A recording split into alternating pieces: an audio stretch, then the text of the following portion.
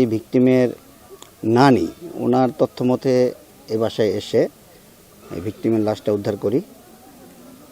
লাশটা উদ্ধার করার পরে এখন আমাদের পরবর্তী কার্যক্রম হিসেবে মামলার কার্যক্রম প্রক্রিয়াধীন আছে। আর লাশটা পোস্টমর্টম হবে।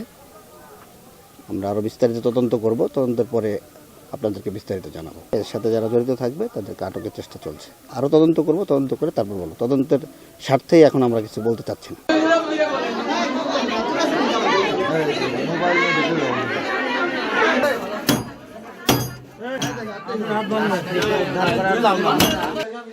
ঠিক আছে বাবা,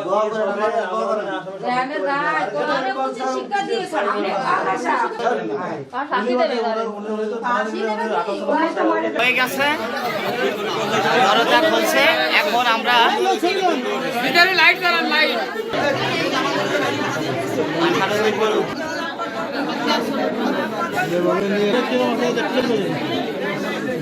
সবাই